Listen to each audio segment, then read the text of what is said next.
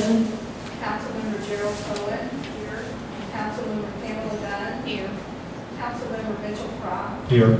Councilmember John Petrowski. Here. Vice Mayor Wanda Schwer. Here. Mayor Leslie Ford Notaro. Here. City Manager Nancy Gonzalez. Here. Finance Officer Melanie Cruzona. Here. City Attorney Paul Marino. Here. Do I have a motion to approve the agenda? So moved. Second. All in favor? Aye. Opposed? The agenda is approved. Do I have a motion to approve the September 7th City Council meetings, the September 7th first budget hearing meetings, the September 12th City Council work session meeting minutes, and the September 19th final budget public hearing minutes? So moved. Second. All in favor? Aye. Opposed? Motion passes. Citizens' comments. Each speaker will be recognized once and will be limited to a 3-minute presentation on any subject that is not on the agenda. Do I have anyone that wants to speak? Yes, Rob. Thank you. Rob Baldwin, 2401 Gulf Boulevard. And I just wanted to address the flooding issue. I wasn't able to come to the September 12th meeting, and I looked through the report and I had some thoughts, and it was a lot of money, obviously. And so I had some ideas that I just wanted to throw out and may be able to get some traction with this and more address the problem immediately. So I sent to Nancy a copy of this presentation, and I just wanted to take 3 minutes to go through this. So the first page is basically the two problems that the city has. Number one is that at high tides, we have there's no freeboard. There's no room between the outfall and the water. So at high tides, basically half the stormwater system is full, and that's one of the issues, and that happens really on a daily basis. The other issue is that during storm events, which happen 2 or 3 times a year, you have high tides, plus excessive rain, which really overwhelms the system, and that's what's causing the flooding. So kind of things. But so the first pictures there represent, one of them on the left is the picture of Belle Isle and West Hibiscus. And this was yesterday about 5 o'clock, which it was closer to low tide, but you can see really that outlet is almost completely submerged. And then the picture on the right is just kind of an example of the problem that we have daily where, high tides rise and the storm system is compromised. So the solution that I was proposing, and I'm not really criticizing the engineer's report, and this was something that we have engineers, the company I work for, this was an idea that they had. This is called a high tide flex valve. And basically what it does is like a check valve. So as the water rises, the higher the water gets, the more pressure it puts against that valve. The geometry keeps it closed. So in a high tide, no water can come into the system. So basically it keeps all the tide water out of the storm drainage system. And then at low tide, when the pressure is relieved, the pressure from the other side allows the water to re-relieve itself. So what this does is really, this prevents, in a high tide situation, from filling the stormwater system with the bay water. The next one is just, severe storm events, and basically just shows, what happens once the system becomes overwhelmed. And you can have a situation where you've got a wind-driven tide, and so our storm system could be totally full before the first drop of rain. Then you get 3 days of rain, and obviously that's what creates the flooding situations. So, my idea there is just, this is temporary. It happens every 2 or 3 times. It's just to rent or buy pumps. And basically, if you put in these check valves, you can keep all the capacity available in the stormwater system, so you have that full capacity available. And then with these pumps on the critical areas like Belle Isle or 18th Street or 2nd or 3rd, where you had the flooding, you just go to the outlet near the bay, pop the lid on it, and pump it down back into the bay. All that water is meant to go in the bay anyway. So this is something that could be done economically. It could be done right away. I could help with a little procedure for emergency or storm activation as to what to do and where to do it. So anyway, that was just some thoughts on it. My idea, I guess my suggestion is to sort of hold on pursuing the engineering for that complicated solution. And I've been working with Rudy and some other folks, and let us come back, next month with a little bit more detailed plan, just something to consider. So, yes. Do you know anybody who's used that we can talk to? Microphone, please. Microphone. Oh, I'm sorry.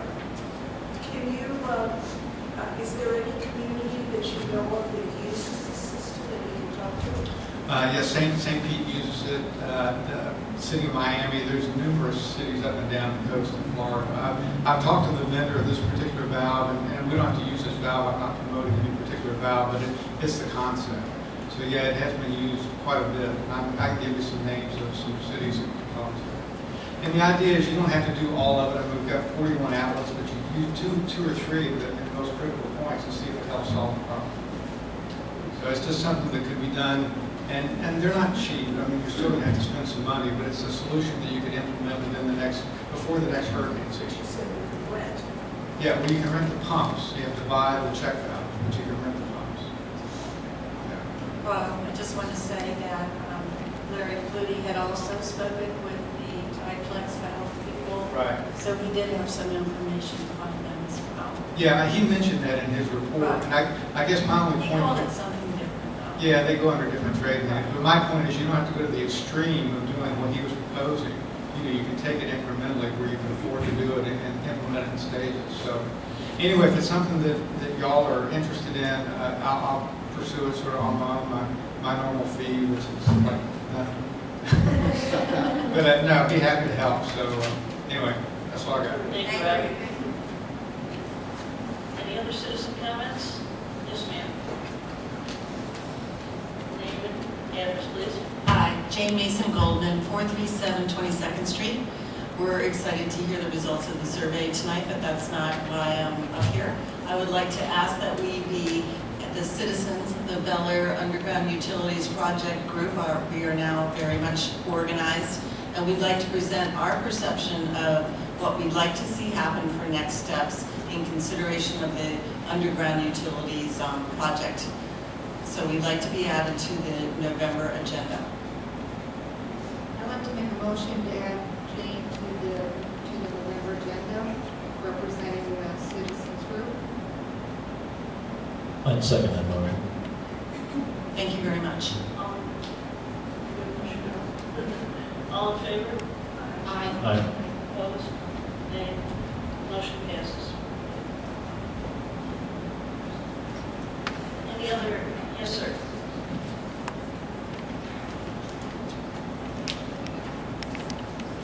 Hi, Todd Gould, 2180 Louisa Drive.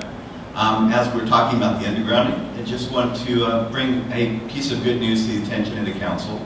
I was going through the municipal code in section 9B-135, which looks like it was probably passed and added probably around 86 or so, basically stipulates under section 4, for electrical supply, all main electrical cables and wires and all electrical service lines shall be placed underground.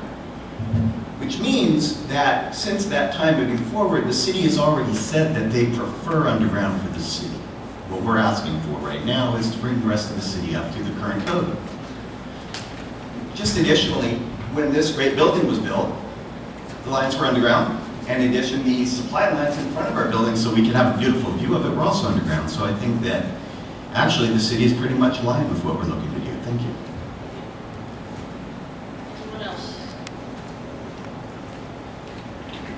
Seeing no one else, citizens' comments will be closed. On the regular agenda, consideration of the nomination and reappointment of Cookie Kennedy as the city's representative to Forward Pinellas. As you know, the Big C gets to get a representative on the Forward Pinellas Planning Council, whatever it's called, MPC, whatever it's called at the time. And in the past, Cookie has been our representative. Her term is expiring. At the next Big C meeting, the cities will be voting to nominate their new, to appoint a representative for the next term. And I know Cookie has expressed an interest in being renominated. So Cookie?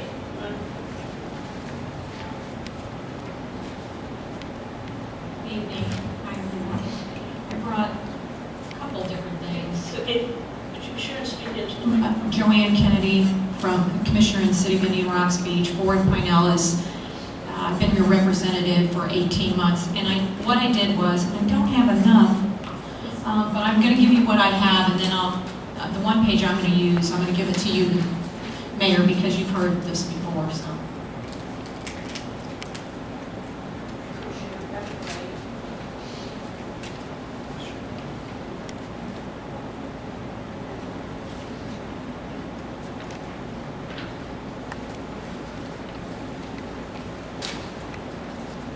So 18 months ago, I was our representative on the Pinellas Planning Council, and we merged the MPO, the Metropolitan Planning Organization, with the Planning Council, and this has been my job for the last 18 months.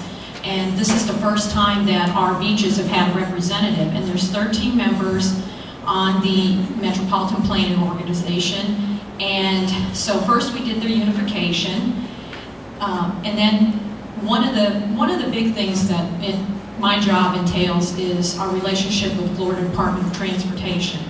And I think that we have a really great relationship with them. They asked me to speak at their safety summit, and I was the only elected official in 3 regions that was invited.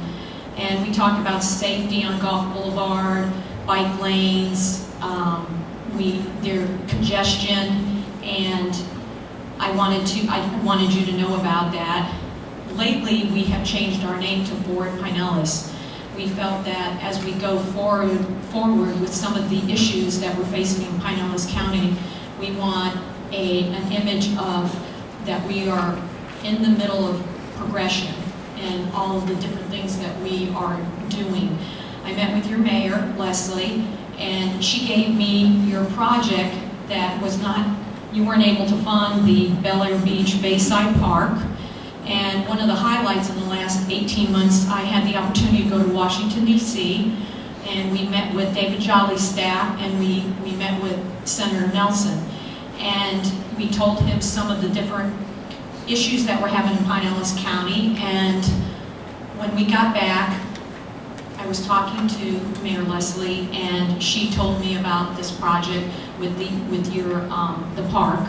And so Nancy and Leslie put it together, and we submitted it to Representative Jolly's office. And I've had a conversation with his legislative aide about it, and in January, we'll see where it goes. So they are aware of it. Senator Nelson also has the project. And I think that we're moving in a really positive direction. I have a project in Treasure Island, I have one in Indian Rocks Beach, and we're working on one in Madeira. So I'm hoping that I can see those through for the next 2 years and be a representative and continue to help all of you on the Metropolitan Planning Organization. I brought you one last thing that I'm going to leave you with. We're having our Waterborne Transportation Technical Forum, and although you might not think it's as important for all of you, as far as I'm concerned, it goes right past you. If we get you that park, there might be an opportunity for people to stop there with the water transportation. So this forum that we're going to have on Friday of this week is more of a technical forum. Our job on Ford Pinellas is we're more involved with the technical as far as the resolutions for the cities and the inner works for the water transportation. So I'd also like to leave you with this flyer, and I would like for all of the staff and any resident who would like to know more about water transportation on the intercoastal, we would love for you to come to that in Madeira Beach on Friday from 9:30 to 12. And if you have any questions that you'd like to ask me, I'd be more than happy if I can answer them. I will. Thank you, Cookie. Any questions, council? Do we have a motion to nominate Cookie as our recommendation for the Big C's representative to Ford Pinellas? So moved. Second. Are there any other nominations? All in favor? Aye. Opposed? Appreciate it. Congratulations. Thank you. Thank you for what you're doing for us. Item number 5 is presentation to the City Council by Dr. Susan Schuler, PhD, and Angela Christ, Executive of the Suncoast League of Cities, on the results of the USF survey on undergrounding utilities. Dr. Schuler, Angela?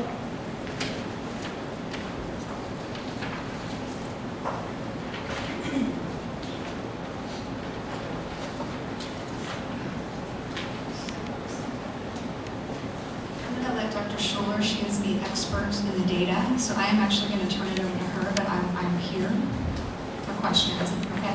Thank you, Angela. Thank you. It's lovely to be here. So when this study was authorized, our purpose was to get a read on how the citizenry and actually the taxpayers of the city of Bel Air Beach felt about the undergrounding issue, or question as we're calling it. Since this has been discussed for some time, but we really didn't have a good handle on how many people in the community were on one side or the other. So our objective in doing the survey was to get a representative sample of the city taxpayers and find out from them whether they would like to see undergrounding done or not. And there's some auxiliary issues that go along with this, such as, what would be the format of paying for it? Should it be spread out or done quickly? Are easements possible? And some other things. So we worked to develop a questionnaire that would cover these issues in a fair and impartial manner. We attempted to be unbiased and not push it in either direction.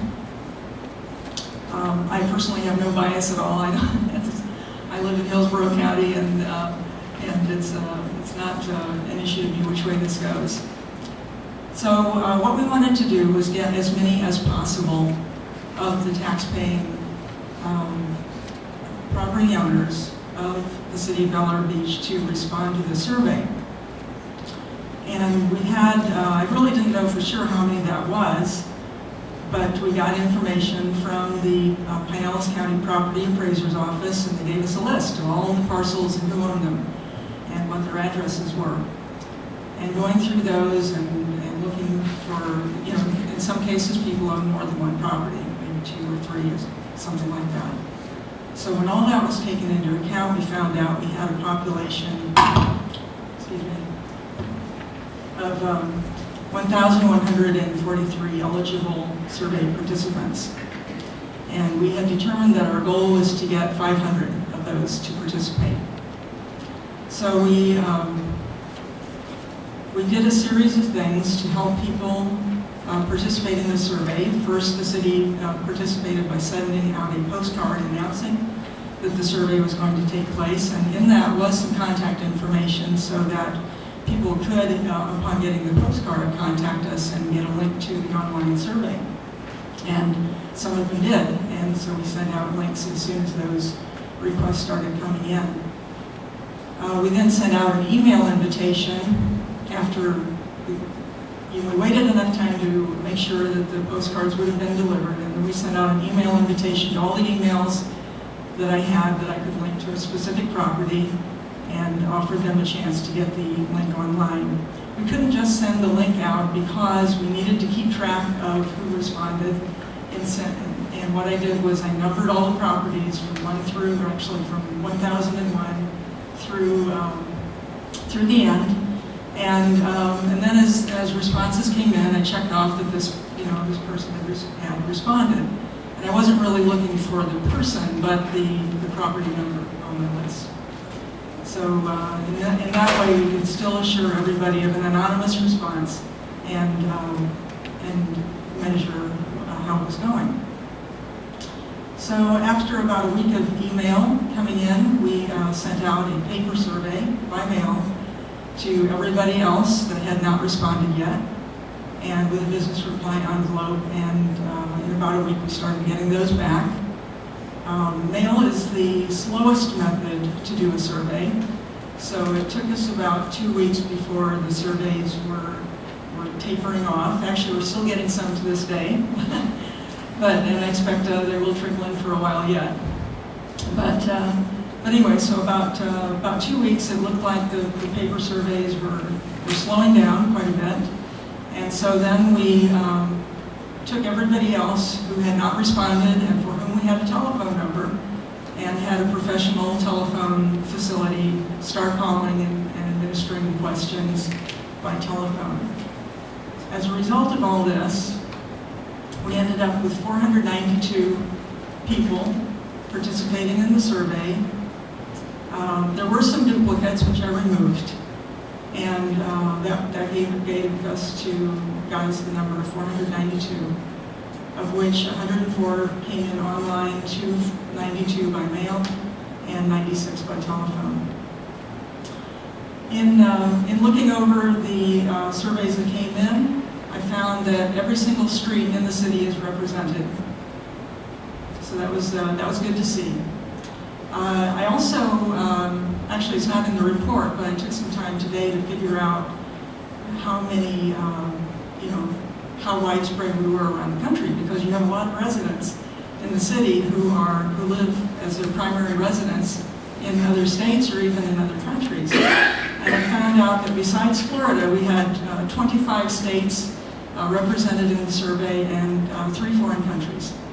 So we're in good shape on that type of representation. The other type of representation we were looking for was to get a good read on each part of the city, because we know that the condition of different parts of the city differs. Some people have underground already, some have lines running along the street in front of their homes, some have lines behind their homes. A couple of people are on corners and have even different configurations. So one of the questions we asked in the survey was, what is your current situation with regard to undergrounding? And we also divided the city, and actually I let the city do this because I'm not really familiar with the city, but city personnel divided the city into 5 sections that they felt had somewhat homogeneous situations with regard to underground utilities. And those, in the survey itself, on page 10, you can find a list of the streets that fell in each of those 5 areas. And in general, they are the length of Gulf Boulevard through the city on the west side was one area, the length on the east side was another area, and then we had a northern section, a middle section, and a southern section.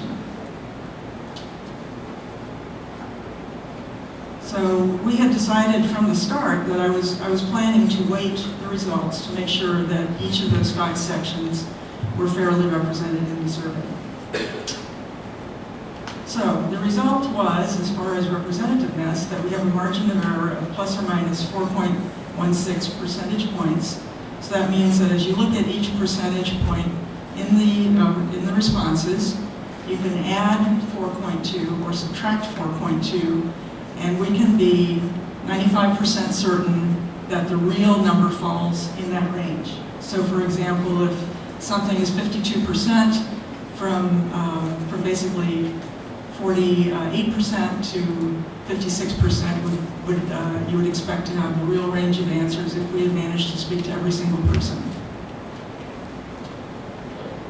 I did find out, those of you who may be interested, I did check, and the weighting actually didn't make very much difference at all.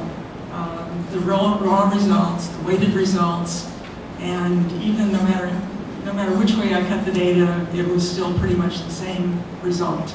So from that standpoint, the results are very robust, and we have a small margin of error, so you can really, I feel like you can count on the numbers in this city to be a fair representation of what the actual feeling is. So what we found, we really didn't know how familiar people were with the undergrounding issue, so that was the first question. And we found out that 79% of the folks who answered do feel that they're either very familiar or somewhat familiar with the issue. And you only had basically 20% who were either not familiar and the 6% who said they had not heard anything about undergrounding. The next set of questions was really intended mostly for the ones who are not very familiar or who had not heard of the issue, and it was a series of 6 statements that we felt gave 3 kind of negative results of underground and 3 kind of positive results. And they were intended as much to educate the unfamiliar people as anything else. But it was kind of interesting to see that when we looked at the results, and the question was simple, it was just how important is this to you personally? So we could tell what kind of considerations were driving the sentiment. And we found that the 3 more positive aspects of undergrounding were the ones that were most important to people. So we had 78% saying that more reliable service was very important to them, 73% that there would be less risk of electric shock from getting into down power lines, 71% a more attractive landscape and possibility of increased property values.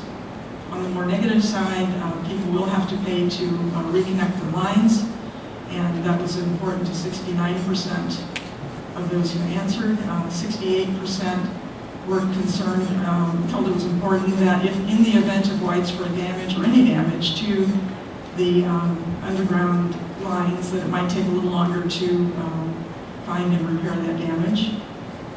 And 56% felt it was important that people living at that address would need to check for the location of the line before they do any digging so that they don't damage it. On a personal note, I actually had an appraiser, or actually a surveyor at my house a few weeks ago who was surveying for our neighbor, and they actually cut one of our lines with their while they were trying to find the property point. So this sort of thing can happen. Okay, so the next question was people's willingness to give up an easement. This may not apply in every property, but in some cases, homeowners may be asked to give up an easement. Overall, we had 43% who said yes, they would do that, and it was even higher in the middle section of the city at 63%. We had 32% that said no, they were not willing to give up an easement, and 25% don't know. Next, we have the key question that everybody was interested in, and that is, what is their feeling toward having the undergrounding done? And we had 5 choices, either approve, lean approve, undecided, lean against, or against approval. And what we found was that the highest number of respondents, 38% overall, approve of doing the undergrounding. This does vary. It was highest in the middle section of the city at 72%, and lowest on the Gulf East side at 29%. Another 22% lean toward approval, and it's interesting here that the Gulf East side is actually the highest number at 57%. So that, in fact, almost every part of the city is at about 60% in favor of undergrounding or leaning toward it. We have 15% undecided, 7% leaning against approval, and 16% against the approval of undergrounding. So about 20% on the negative side of doing this. The funding preference was 41% for an increased millage rate versus 29% for a special assessment. Only one of the 5 areas was in the opposite direction, and that was in the northern section, which was just really almost exactly reversed at 62% for the special assessment versus 27% for the increased millage rate. When we got to the timing preference, we have almost unanimity that if we're going to do undergroundings, it should be done as quickly as possible. And that was 69% of the population said that that's what they would prefer. The middle section was the highest at 85%, and the lowest for as soon as possible was the south at 64%. 10% wanted it spread out over more years to which we said honestly might lower the cost, but then again, it might not as much as you would think because costs go up over time. And 18% did not express an opinion.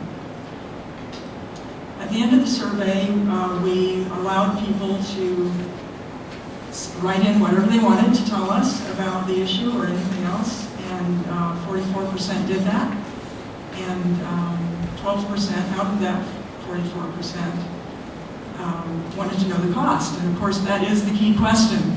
Everybody wants to know how much is this going to cost, and so that's very important. And the next highest response was 9% who said do it right away, and then 5% who said they cannot personally afford a tax increase to have this done. And there were more comments, but it got into much smaller numbers, and it's in the report. On the demographic side, we heard from 68% single-family homeowners and 29% condominium owners. 63% had overhead lines on their street sign, 28% on the backside of their property, and 15% were already underground, and that adds up to more than 100% because some people had more than one of those things going on.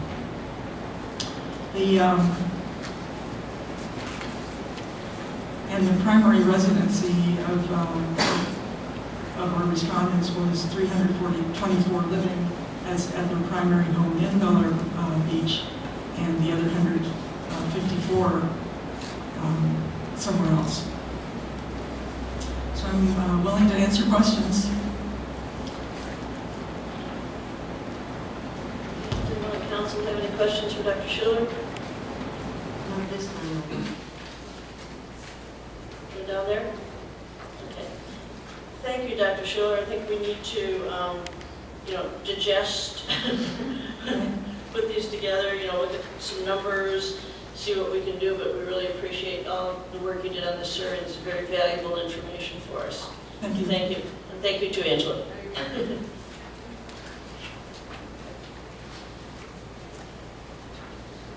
Item number 6 on the agenda, update and discussion on offshore fuel oil, Inc.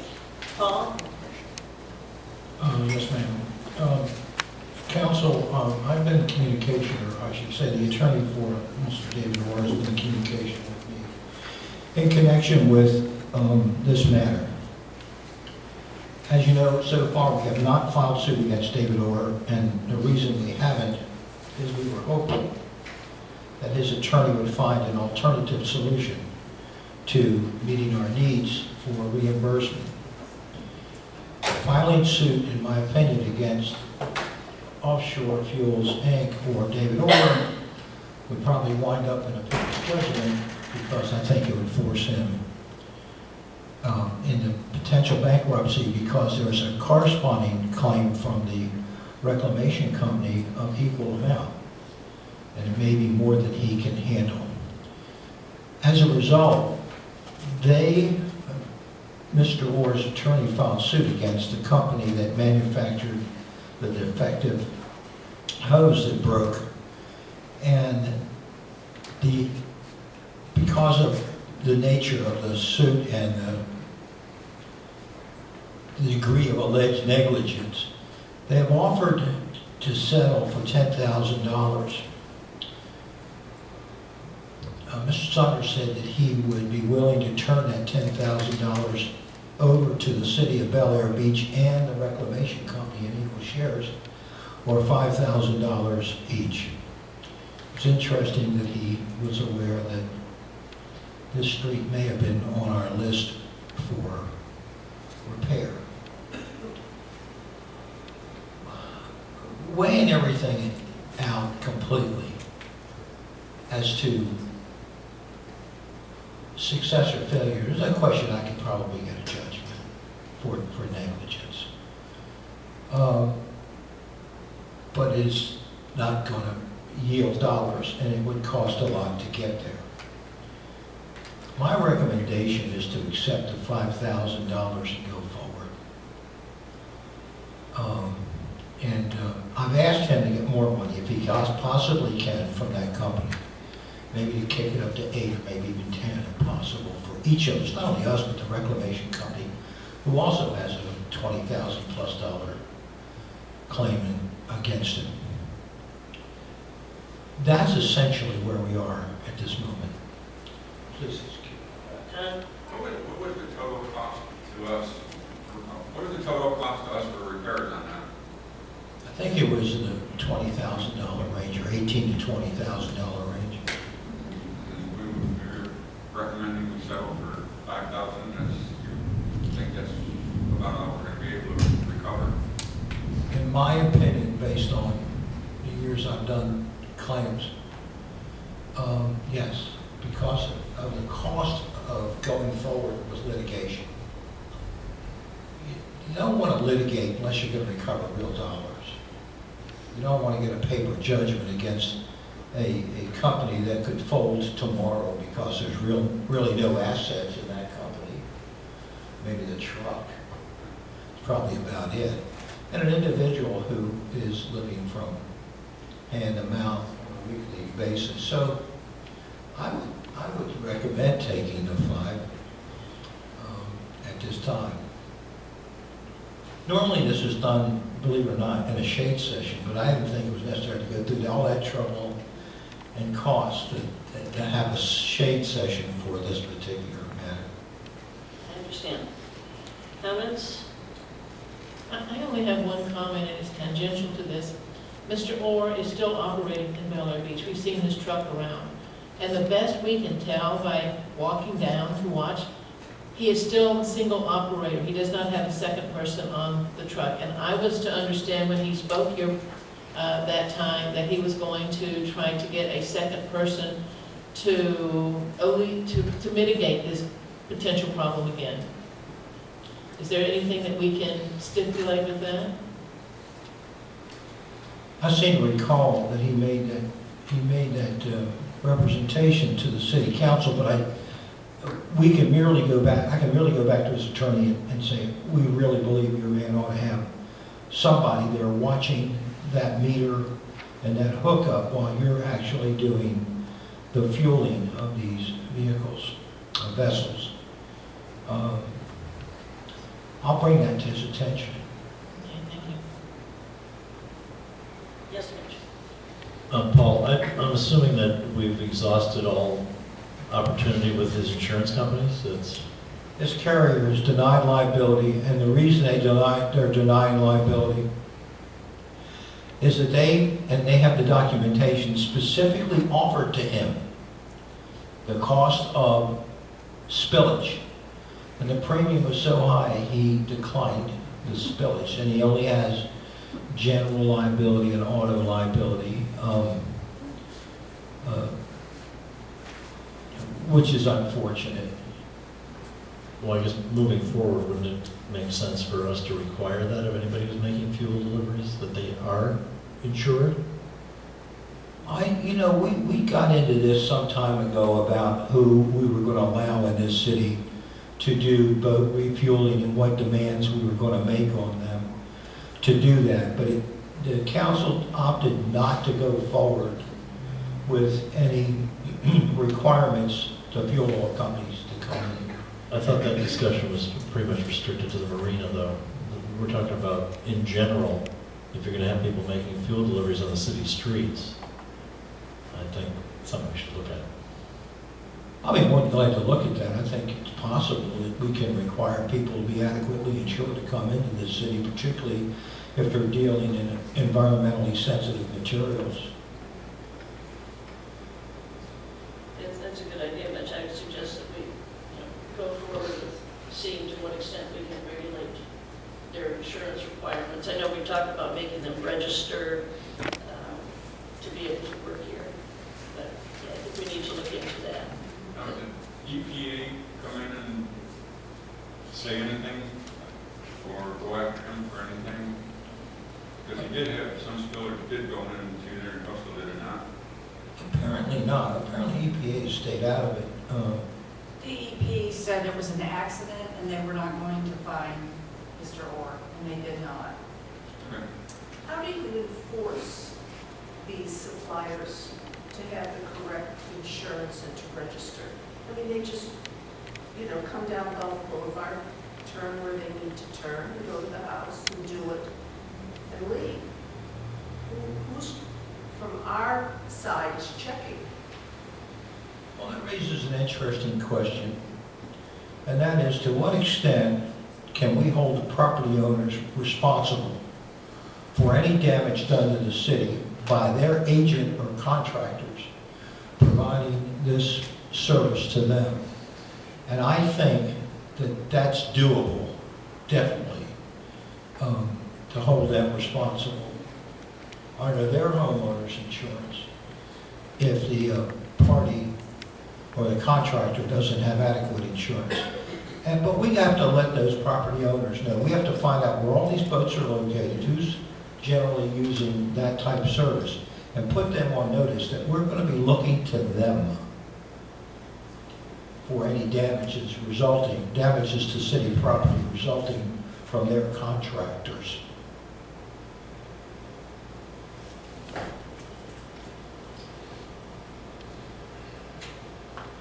So, Any other comments? So Paul's suggestion is that we try to, get rid of this issue with this event to settle it with him, leave it to his discretion as to how much we can get. We know minimum 5,000. we know we've got 5, hopefully we can get more. Do I have a motion to make that recommendation? So moved. Second. So moved. I make that motion. Okay. I'll second it. All in favor? Aye. Opposed? Thank you, Paul. Yes, ma'am. Item 7, Resolution 2016-06. Paul?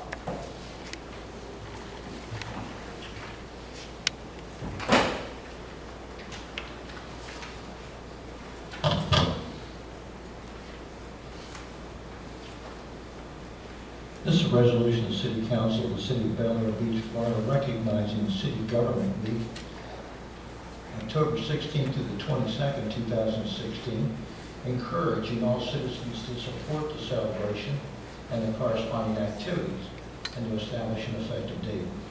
Thank you. Have a motion for Resolution 2016-06? So moved. Second? Second. Comments? Questions? The packet that came with that letter, Yes? do we have any of those, Nancy or Patty? Packets include ideas for celebrating that week, or can we see what they are? Instead of just passing an ordinance, passing something and then just, okay, it's passed, and then nothing else happens. We can write cupcakes. A big sale. Do we have a packet that it talks about? On the second page? Did it come with a packet, Patty, do you know? You can go to their website and get the packet, and most of it is geared towards schools and organizations that we don't have in our city. What we do usually get from them every year is our buttons that, say, I support our city, and our bumper stickers, but if you have, that really doesn't apply to us. But really, we're just supporting. Okay, thank you. Motion second. Any other discussion? We need a roll call on this. Councilmember Chandler? Aye. Councilmember Cohen? Aye.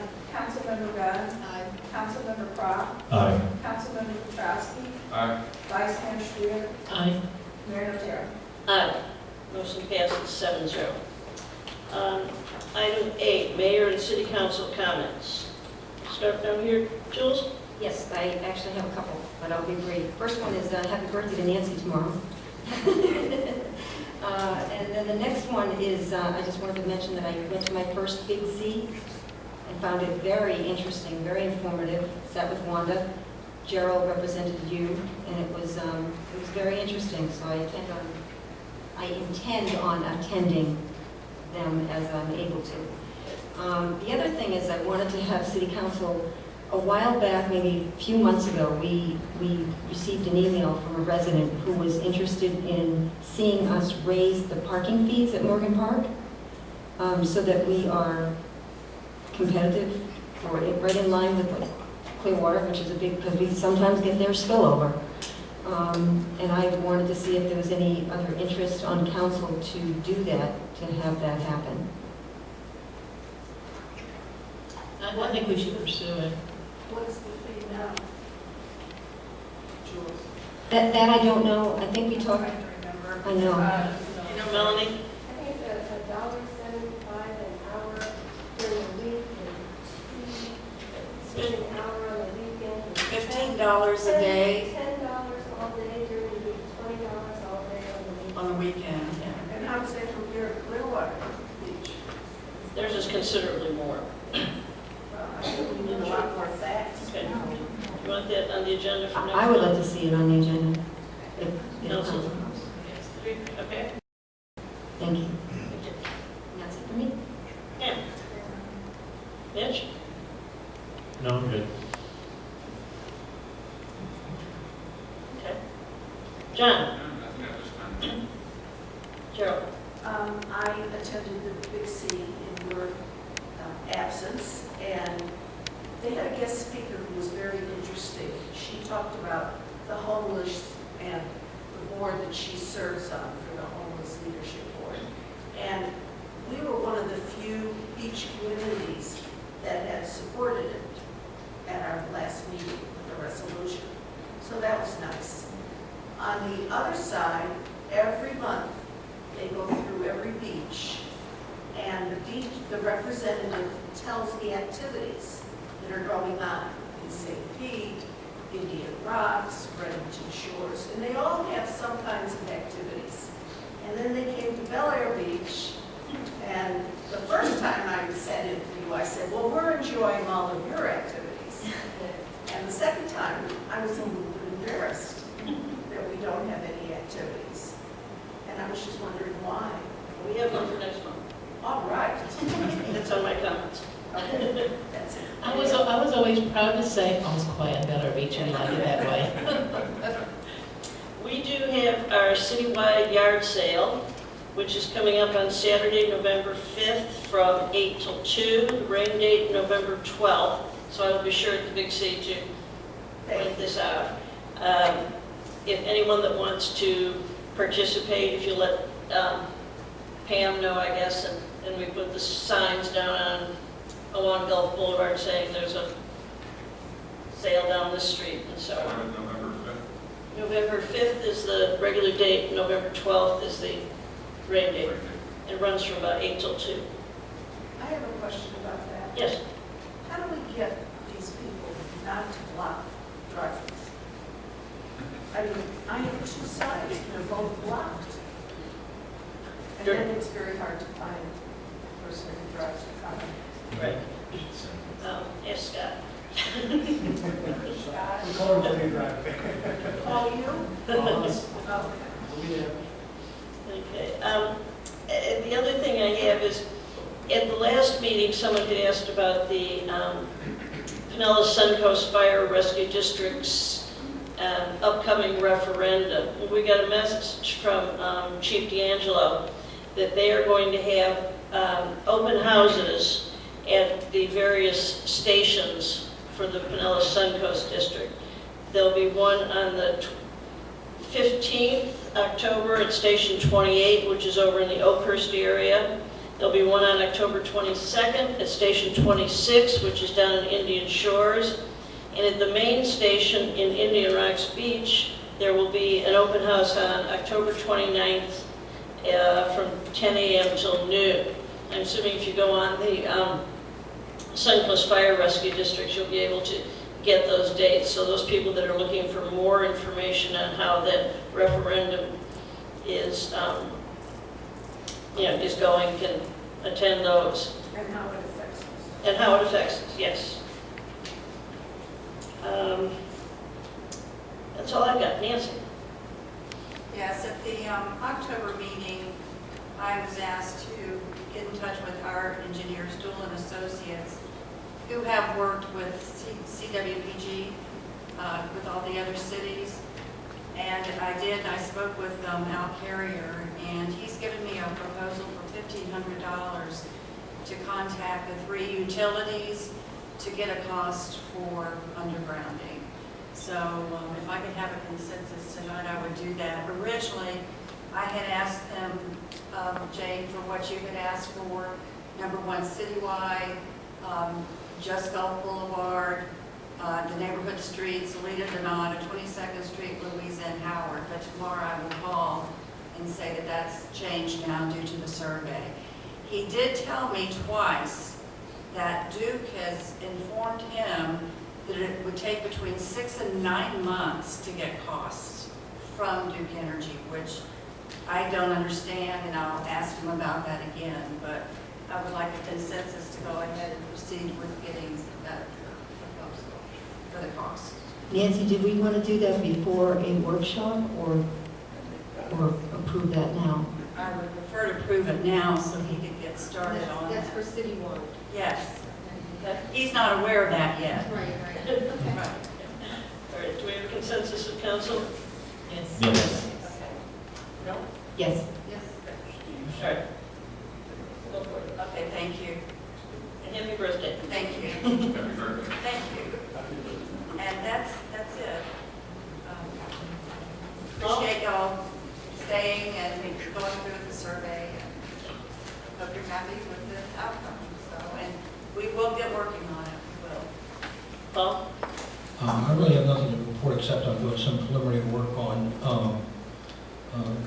working with the Department of Transportation, Florida Department of Transportation District 7, and getting a feel for the kind of elements that go into a contract for any service, roads. There are various ways of doing it. I just want to get educated on it. And then whatever the engineers come up with, we'll see. Okay. Do we have a motion for adjourn? So moved.